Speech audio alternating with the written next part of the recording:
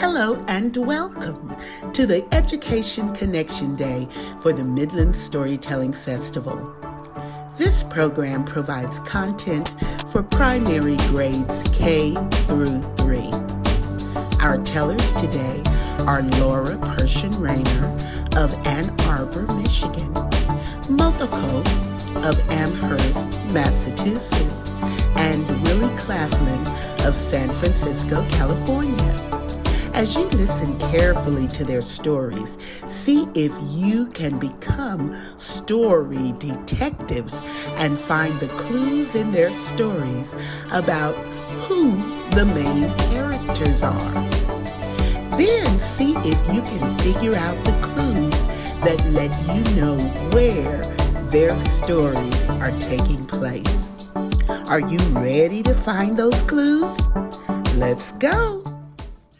Hello, I have a very old story for you from Japan. And when I tell this story, the children who are listening like to sing along. So you can join in too. Once, a long, long time ago, there was a very kind old man who lived with his wife in a little house near a big meadow. Their next door neighbors were grumpy, always mumbling and grumbling and complaining about things. One morning, the kind woman said to her husband, "I'm sorry I don't have more food to pack for you. Just 3 little rice balls. I'll put them in this furoshiki cloth. You can take them with you to work." And the old man kissed her on the cheek and he said, "We don't have much, but we have each other." And he took the cloth and he set off, walking through the meadow. Well, he was walking along when one of the rice balls slipped out of the cloth, tumbled to the ground, rolled on the ground, and rolled down a hole. Koro, koro, koro, koro. And he was curious. So the old man walked up to the hole and he looked down and he thought he could hear little voices. He got down on his knees and he listened. And he heard, "Roly-poly rice ball, roll right in." How unusual, he said. He was so curious. He couldn't help himself. He took his second rice ball and he rolled it down the hole. Koro, koro, koro, koro. And once again he heard, "Roly-poly rice ball, roll right in." This is so strange, he thought. I know I'll be sorry later when I'm hungry, but I have to hear. So he took the last rice ball and he rolled it down the hole. Koro, koro, koro, koro. Roly-poly rice ball, roll right in. He took his furoshiki cloth and he made it into a ball and he threw it down the hole. Shoo! Roly-poly furoshiki, roll right in. "How incredible," said the old man, and he leaned over the hole to look down, and he heard, "Roly-poly, old man, roll right in." Whoa! That old man rolled down the hole, and when he came to the land below and opened his eyes, he couldn't believe what he saw. There was a big table, and it was covered with food he had never eaten. Beautiful baked fish and round ripe peaches in a blue bowl, and persimmons and satsuma, and there were little tiny mice surrounding the table. Some of the smallest ones wore rainbow-colored kimonos, and they waved little flags, and they sang, "When the cat is far away, the flowers will bloom. When the cat is far away, the flowers will bloom." And there were bigger mice in shiny red kimonos, and they were pounding rice into rice cakes. "When the cat is far away, the mice will play. When the cat is far away, the mice will play." And they turned around and they saw the old man and said, Thank you for sharing your rice balls. You can eat as much food as you like. And the old man said, oh, I am so hungry, but I can't eat a bite without my wife. She is hungry too. Don't worry, old man, eat, and then we will send you back home with a special gift. So the old man sat down and he ate that delicious fresh fish, and he ate those juicy peaches until the juice was dripping down and his belly was full. And then they said, here, we have something for you. And they picked up a hammer and they said, take this home to your wife. You will never go hungry again. And so he crawled up that hole and he went home. When the old man walked in, his wife said, are you ill? Why are you home so early? Let me feel your forehead. No, dear wife. I've been in the magical land of the mice. And he told her all about it. And he said, we will never be hungry again. Take this strange looking hammer. They told me to pound it on the table.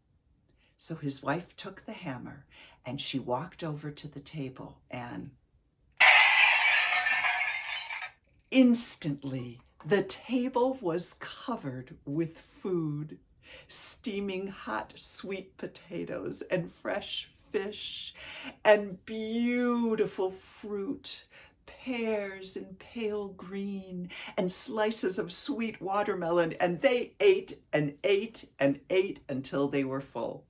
And then they were so happy, the two of them joined hands and they danced around their table singing. The grumpy, greedy neighbors heard a lot of commotion. They left their house, they walked next door, they pounded on the door and said, what's all this noise about? Come in, we have a story to tell you, and we have food to share. Well, that night, walking home, the grumpy old man said, you know what? Tomorrow I'm going to the land of the mice, and we don't have to share with anybody. And sure enough, the next day, his grumpy wife packed him 3 little rice balls in a furoshiki cloth, and she sent him on his way. He went walking across the meadow until, sure enough, he saw the hole. He took the first rice ball and he threw it down. Shoo! And he listened. No singing. I don't know what's going on. Took the second rice ball. Shoo! Nothing. Took the third one. Shoo! What is happening? He leaned over the hole and he said, roly-poly, grumpy man, roll right in. And he rolled down the hole and landed with a thump on his bottom. Now the mice had not invited the old man. They were busy doing what they always did. Some of the mice were waving their little fans, and they were singing, when the cat is far away, the flowers will bloom. And the bigger mice in their red kimonos were pounding rice cakes. When the cat is far away, the mice will play. And the old man had an idea. He hid behind a tree and he said, meow, meow, meow. And the mice ran off in terror. And when they were all gone, he walked over to the table and he looked about and he saw a hammer and he picked it up.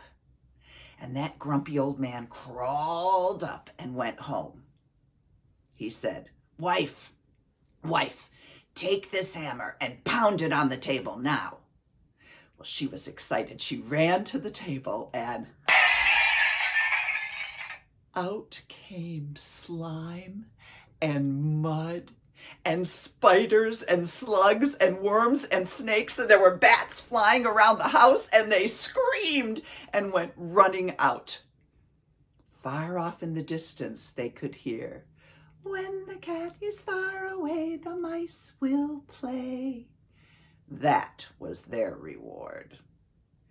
Well, the very next day, there was a pounding on the door, and the kind old woman opened up her door and said hello to her neighbors. The grumpy old man said, "We have been fools." The grumpy old woman said, "Always complaining and never saying thank you to you for sharing your food. Come in, come in. There's enough for all of us." And there was. And that is the end of Roly-Poly Rice Ball. I hope you enjoyed it. And if you like this story, there are many versions. There's interesting stories about characters in the culture of Japan who lose things like dumplings down a hole and go to a magical land. And there's a lot of stories about the kind being rewarded and the evil being punished. And as our good friend Maynard the Moose has told us for many years, a story without a moral is just pure entertainment. The end. 昔々 Once upon a time, there lived a poor old couple who always wanted to have a child. They wished and prayed every day, but no child ever came to them. They lived in a little village at the foot of a hill in old Japan. One spring day, the old man went up the hill to gather some firewood, while the old woman went down to a river to do her washing. Sitting at the edge of the water, the old woman noticed something big and round floating down the river toward her. It was a giant peach. The old woman stretched her hand but could not reach the peach. So she sang, "If you're my peach, come this way. If you're not mine, go that way." The giant peach bobbed up and down and floated over to the old woman. She picked it up and brought it home to share with her husband. She put the peach on the table, and the old man got a knife to cut it. But even before the knife touched the peach, it split open on its own, and out popped a tiny baby boy. The old man and the old woman were amazed. They were happier than they had ever been because their prayers had finally been answered. They named the baby Momotaro, the peach boy, and took great joy raising him. Momotaro grew to become a fine young boy. By the time he was 12, he was stronger, smarter, and kinder than any other boys in the village. One morning, Crow the village messenger came flying in and said, "Terrible news, Momotaro! Oni, the evil ogres from Onigashima, the ogre's island, came last night and kidnapped the village chief's daughter. You must go and rescue her." Momotaro decided to go at once. He asked the old couple for their help to get ready. The old woman pounded sticky rice in her kitchen mortar and made sweet sticky rice dumplings for him.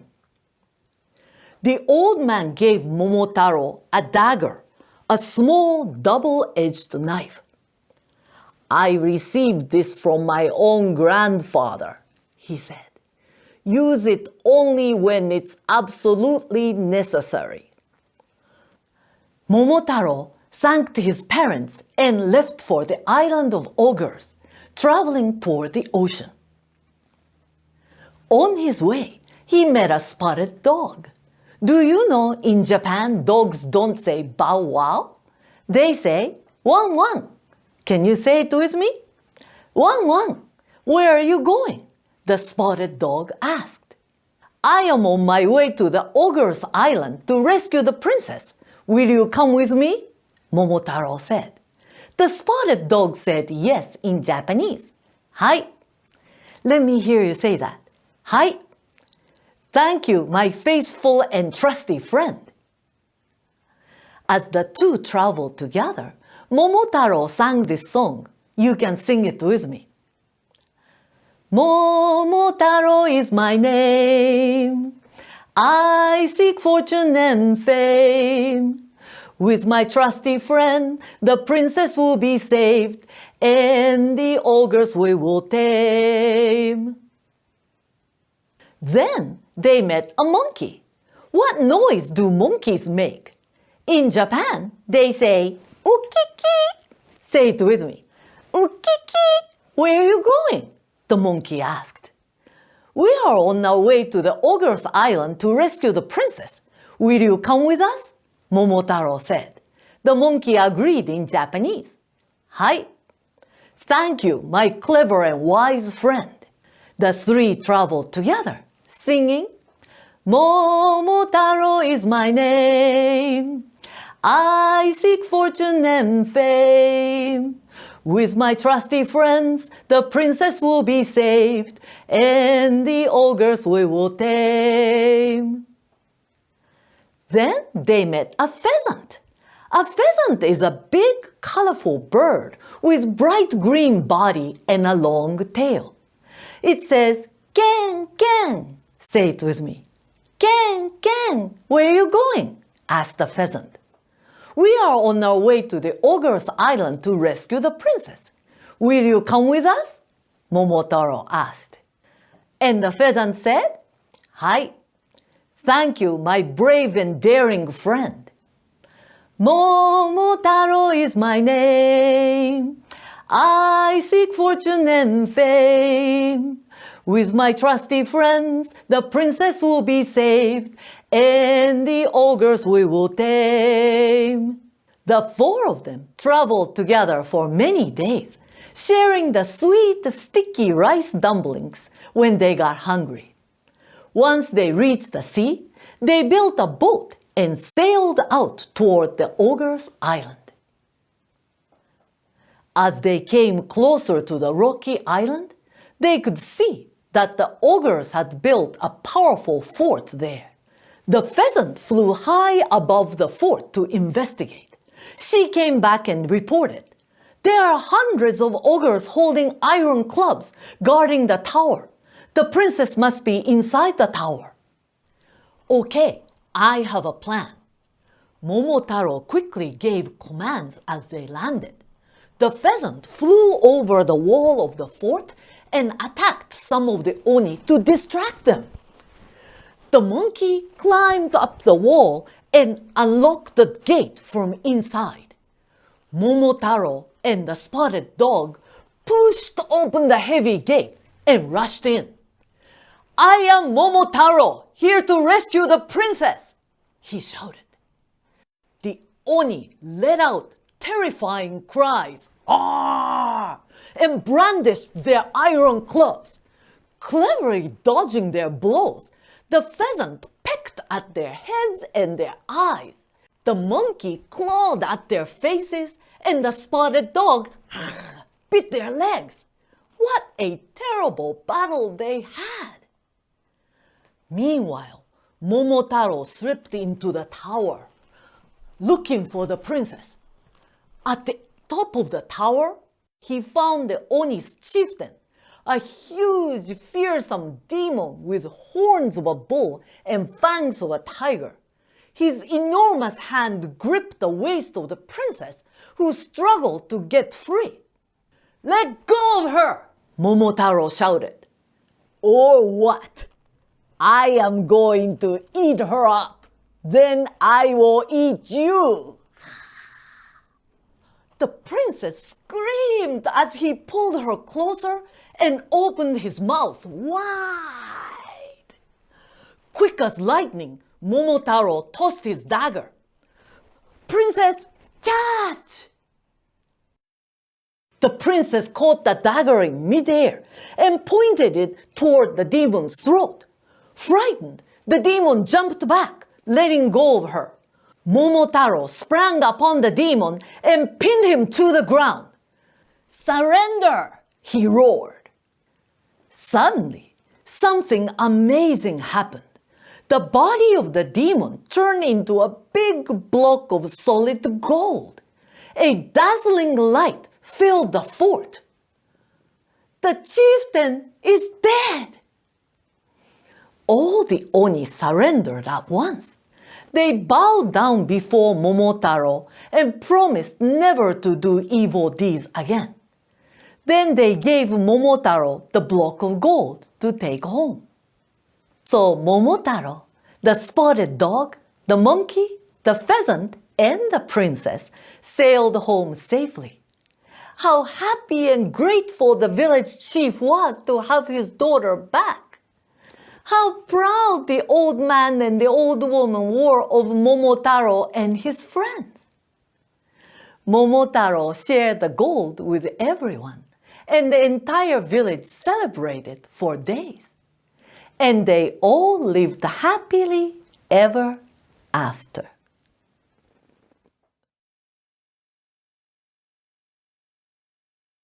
The story of Momotaro the Peach Boy is one of the most famous folk tales from my old country, Japan. I hope you liked it, and I hope you particularly enjoyed the characters I made with origami.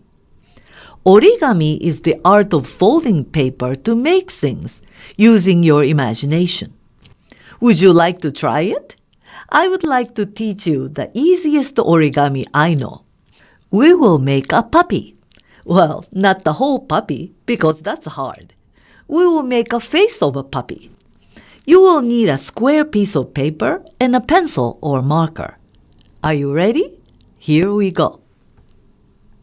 You have a square piece of paper. Flip it over to the white side. Okay? If your paper is the same color on both sides, then it doesn't matter. You will find one corner. Find the opposite corner, put them together, and fold into a mountain. Okay? Then you're going to flip it to face you like the upside down mountain. Okay? And that's going to be our dog's face. Now this dog is going to have a two long floppy ears. So you're going to take this sharp corner and bring it down and to the side like this. Then you're going to take this other sharp corner and bring it down and to the side like this. Now does this look more like a little doggy? Then you're going to take this pointy chin. We don't want the pointy chin. Fold it up like this into a small triangle. Okay? Then you are pretty much done. You're going to take a marker or a pencil and draw in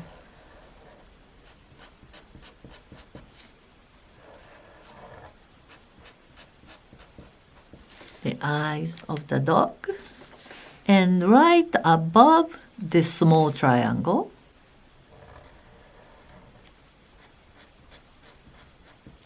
draw the nose. Okay? And on that small triangle, you're going to go like that. Okay? Then if you want, you can do some whisker dots. Okay, and then what's so cool about this dog, well, there are two things. One is that this dog can open his mouth. Okay? So you are going to, you can, if you like, draw sharp teeth. Okay, you can draw more sharp teeth, or you can draw a tongue. Right? Okay, so that's the dog.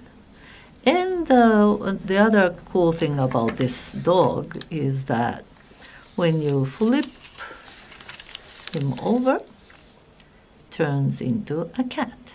Okay. So those are the cat's ears, right? So again, can draw the cat's eyes.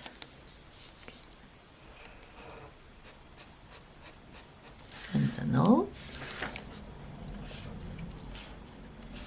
I like to do the whiskers. Okay.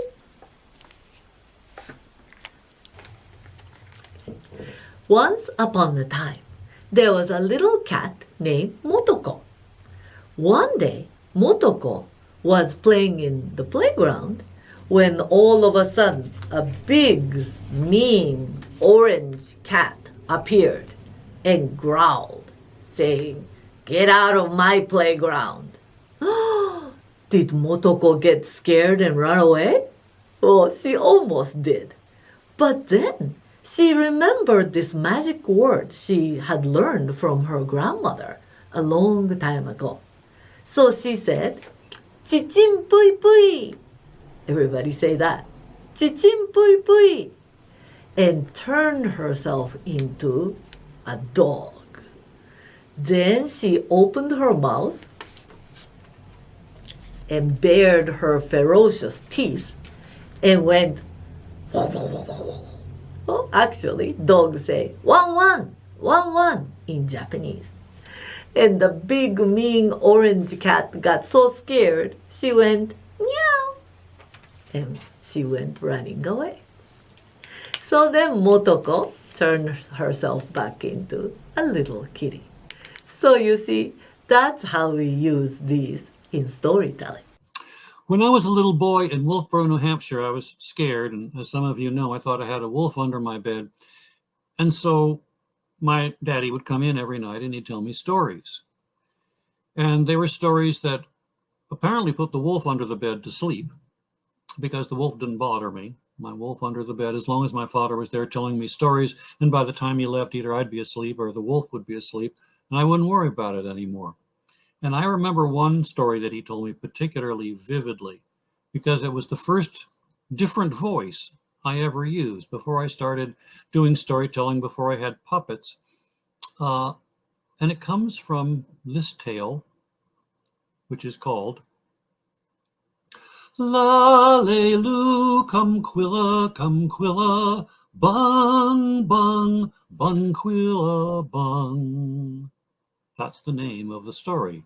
"Lalelu, come quilla, bung, bung, bunquilla, bung." And if you'd like to sing it with me, I'll just quickly show you how it goes. You be my echo. Lalelu, lalelu, come quilla, come quilla. Try that whole little piece together. Lalelu, come quilla, come quilla. Bung, bung, bunquilla, bung. Try that.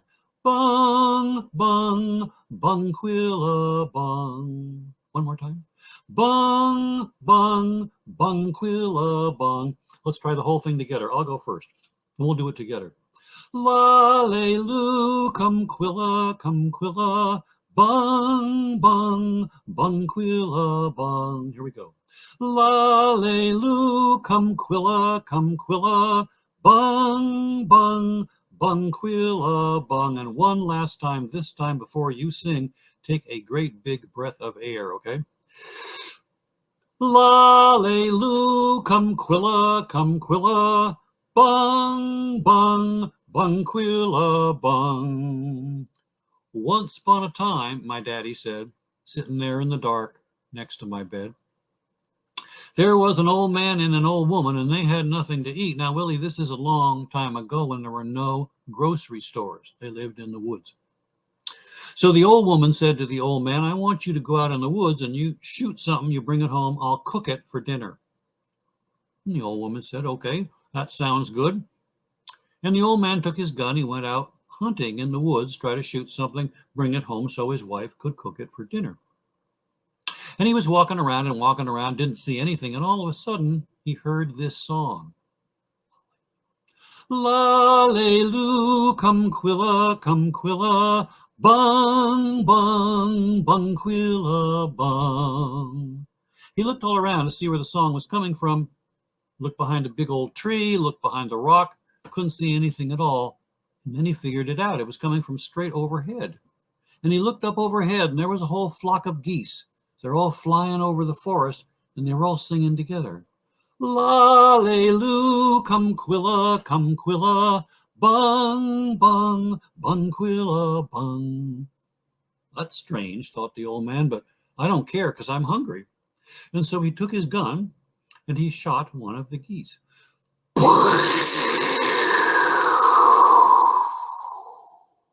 Well, he hit that goose and he killed it dead. Yeah, landed right down there at his feet. He knew it was dead because its feet were sticking straight up in the air. Plus, it had little X's for eyeballs. But even though it was dead, with its feet sticking straight up in the air, it was still singing. La-lay-loo, come quilla, bung, bung, bunquilla, bung. Quiet, said the old man. You're supposed to be dead. And he picked up the goose and he put it in his backpack, headed on home. He was walking through the woods, and all of a sudden he realized that even though it was dead, stuffed inside his backpack, it was still singing. But it was all kind of muffled up because it was stuffed inside his backpack, you know. It sounded kind of like the goose was singing with its beak closed. It sounded like this.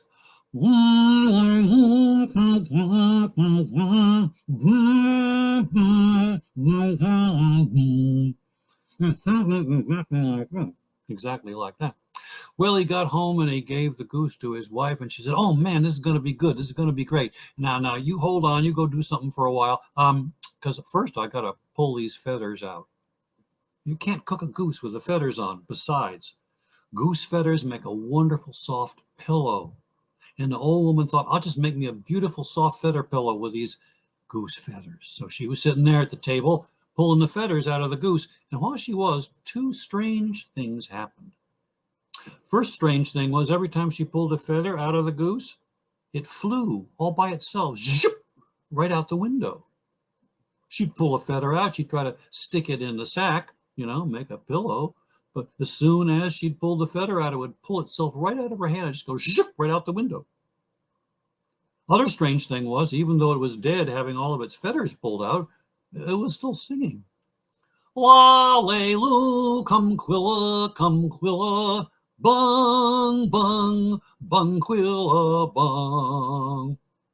Well, after a while, all the feathers were pulled out, and they'd all flown out the window. And the old woman put the goose in the oven, and she began to cook it. She was a really good cook. She could tell by the way something smelled when it was done just right. And after a little while, it had that almost done smell to it, and she put her head down next to the oven door to get a good sniff. How done was it exactly? And of course, when she put her nose down next to the oven door, you know what else went down with her nose? Her ear, because they were like attached to her head. And when she got her ear down next to the oven door, she realized that even though it was dead, with its feathers pulled out, being cooked, it was still singing. La-lay-loo, come quilla, bung, bung, bunquilla, bung. Another couple of minutes, and the old woman said, "It's done." And she called for her husband. "Hey, old man, it's time to eat." Well, the husband came in. He said, this smells so good. He picked up the carving knife. He picked up the carving fork. He said, "We're going to eat." But just as he was about to carve the goose all of a sudden went, la-lay-loo, come quilla, bung, bung, bunquilla, bung. He was so startled, he dropped the knife and fork right on the table. Then he picked them up again, and now he was grumpy. He was grumpy because he hadn't eaten all day. "I'm going to carve this goose," said the old man. But just as he was about to carve the goose, in the open window, the same open window all those feathers had flown out, all the other geese came flying in the window. The same geese that had been flying over the forest that morning. They all came flying in the window, and they flew around and around, and each goose had 5 or 6 feathers stuck in its beak. and they were the same feathers that had come out of the goose on the table. And they were being very careful not to drop the feathers, so they were singing out of one side of their beak.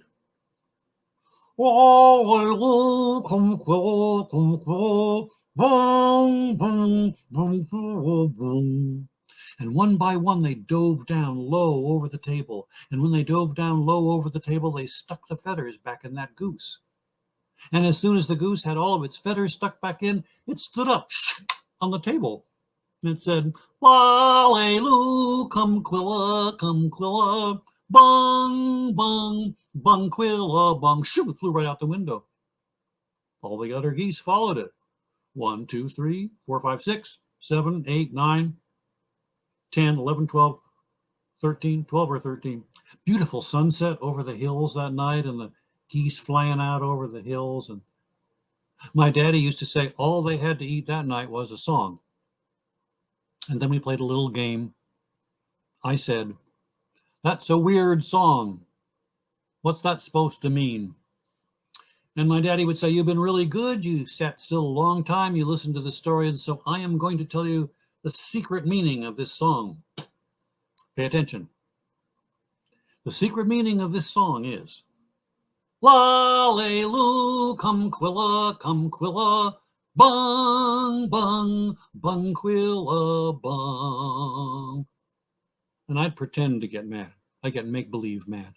I'd say, "That's not funny. You said you were going to tell me what the song meant, and all you did was sing it again." My father would say, "Oh, I'm so sorry.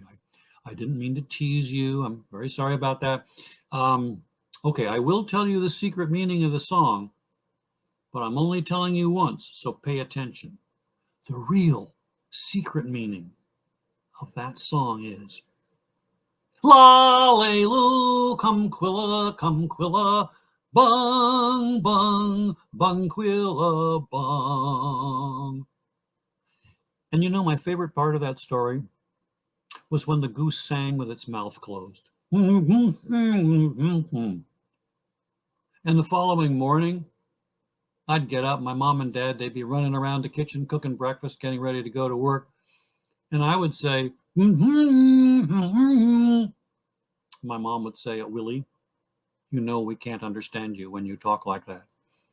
And I would say, So kids, do this for the rest of the day today. Make it talking with your mouth closed day. And if your teachers and parents don't know how to talk with their mouth closed, you can teach them. It's not hard. These are the kind of useful things you can learn from listening to stories.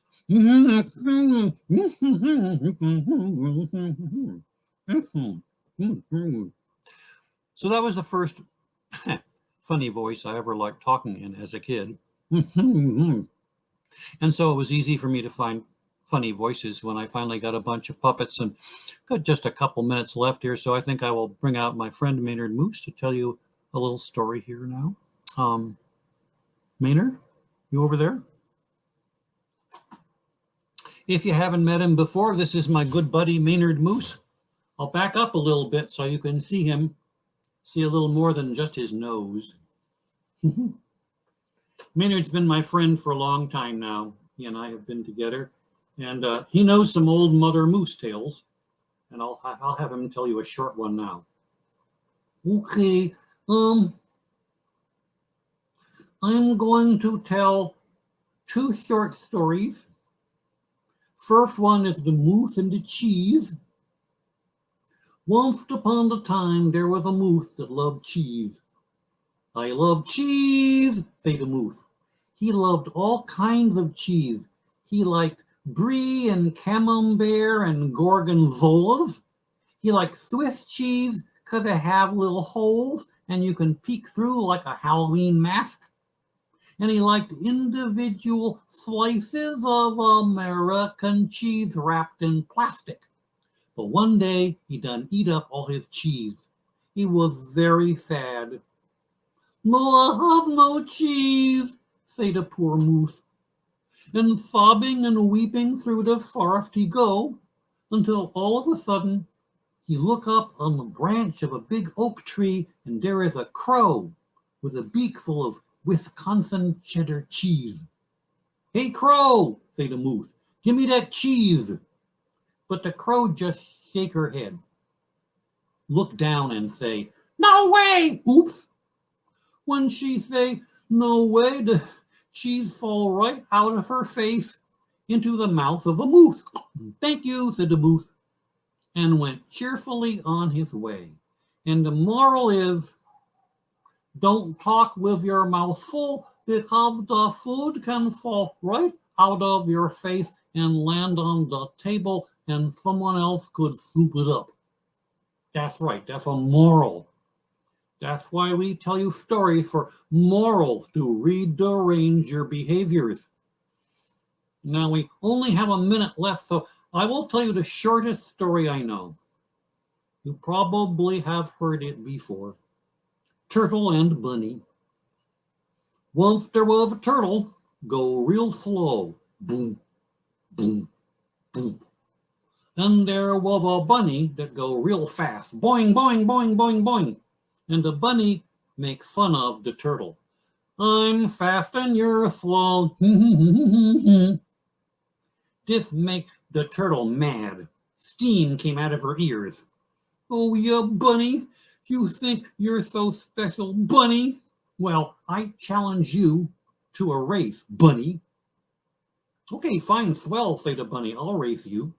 So the very next morning at the starting line in their northern forest habitat, with the skink and the skunk and the vole and the mole and the porcupine and the white-tailed deer and the moose, set on your mark, get set, go!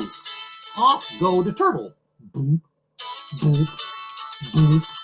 Oh, there's the telephone. That is Mother Moose calling. Do you know Mother Moose? Mother Moose is my kindergarten teacher. I missed school today so I could tell this story. I hope I do not get in trouble. Anyway, so off go the turtle, because the moose set on your mark, get set and go, and off they go, and the turtle go boop, boop, boop. Then the bunny go boing, boing, boing, boing, and the bunny ran so fast, the bunny won the race before the turtle has gone 2 feet. And the moral of the story is, the fastest person wins the race. So learn to run fast. It's good for your body and good for your brain. Now I have to call my teacher. Moose morals are a little bit different from from people morals, as you probably noticed, but they're morals nevertheless. And we hope to see you on screen or otherwise soon. Goodbye. Goodbye. Please join us for the remainder of our festival.